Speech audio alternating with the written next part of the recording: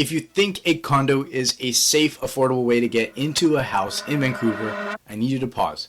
Because the biggest risk with condos isn't your kitchen, it's the building, the strata, and the bills you don't control. Today I'm going to give you 7 reasons why you should never buy a condo, and then if you have to buy one, I'll show you how to do it without getting trapped and make sure you're making the right decision. Alright, number 1, strata fees can rise faster than your income.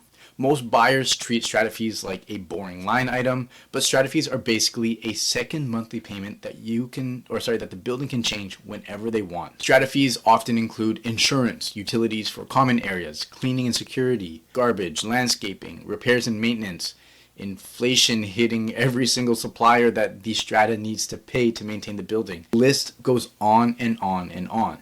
So here's the trap. Listings show you today's fee, but not the fee after the next insurance renewal, not the fee after the building realizes it needs a bigger reserve fund.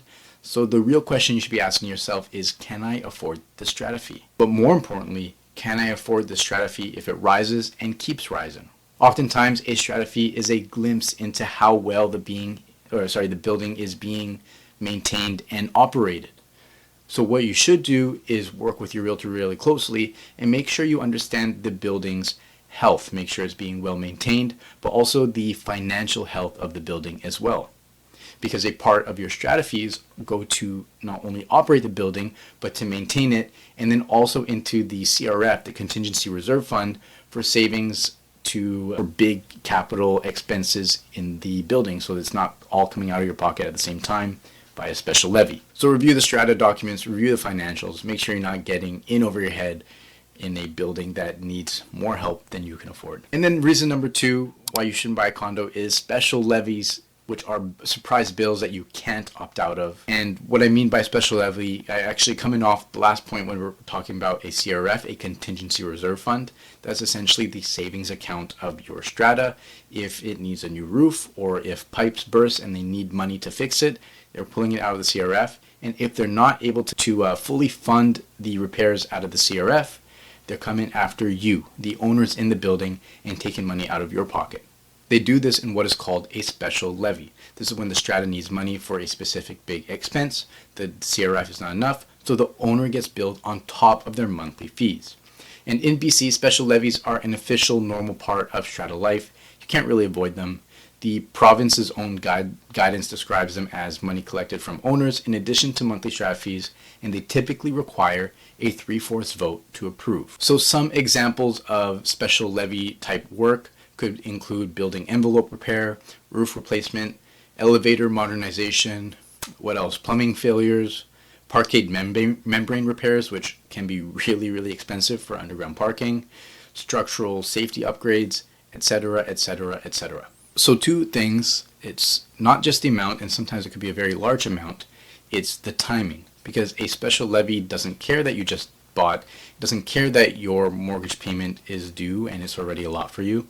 When a special levy comes and is voted and approved upon, you are obligated to pay it. So like I said, this is a normal part of owning a condo. It is one of the downsides, but oftentimes a big levy could increase the value of the building you're in. So for example, if they're replacing all the windows or you're getting the building repiped, oftentimes it increases the value of the building because future buyers don't need to pay for that. So if you're looking at buying a condo, the most important thing you need to do with your realtor is go through the depreciation report, engineering reports, make sure you know the condition of the building, the lifespan of some of these major items that could come due, and make sure they have lots of life, they're in good condition, so that you're not walking into a situation where you just bought a house and suddenly you have to pay thousands of dollars unexpectedly that you didn't budget for, and it could have easily been avoided if you worked with a realtor that reviewed the documents with you.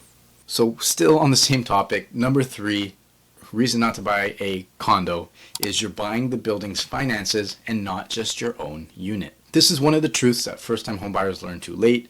You're not only buying your living room, you're buying into a corporation's budget, its savings account, its decision making. So I've pretty much said this already in my last 2 points. You want to make sure the building's condition and the main components are in good health. And then when it comes to the CRF, you want to make sure they have enough money in their CRF because you are buying into the finances of the building as well. So in BC, the minimum requirement is 10% of the operating fund. So if the building needs $500,000 every single month to keep the building running, 10% of the operating fund needs to be put into a CRF, so which is $50,000 every single year. But you want to double check because a minimum requirement is not healthy. So a building can follow the rules and still be underfunded for what's coming. So the key thing in conjunction with my last point is you want to see what kind of repairs are coming up, because repairs and special levies are unaffordable, but you want to make sure that the building's funding structure can support these future repairs, so you're not buying into a building that's going to be in debt and they need the owners in the building to bail them out. These are all normal things that you need to do when purchasing a condo. You just need to actually be aware, work with a realtor who is knowledgeable about these types of things, doesn't cut corners, so that you are fully informed throughout the whole buying process. All right, number 4 reason you should never buy a condo is insurance deductibles, water claims that can financially punish you. In condos, water is the main enemy. Even a small leak can trigger huge strata insurance deductibles, repairs that extend into multiple units. Imagine there's a leak on the 20th floor, then sometimes all the condos below it can have some sort of damage, and then disputes about responsibility and who's responsible for the leaks. Depending on bylaws, negligence, and what actually happened, owners can get charged back for those costs. So the key point for buyers is don't just ask, is the building insured? Ask, what are the deductibles? What's the building's claim history? Are premiums rising?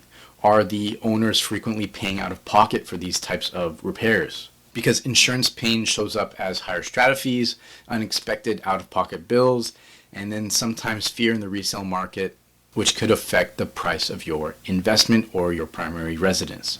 So just one more piece of due diligence. With a condo, you're usually living very closely with other people and other people's units, so you want to make sure you understand your liability and that you are well protected. Number 5, rules and restrictions can trap your lifestyle.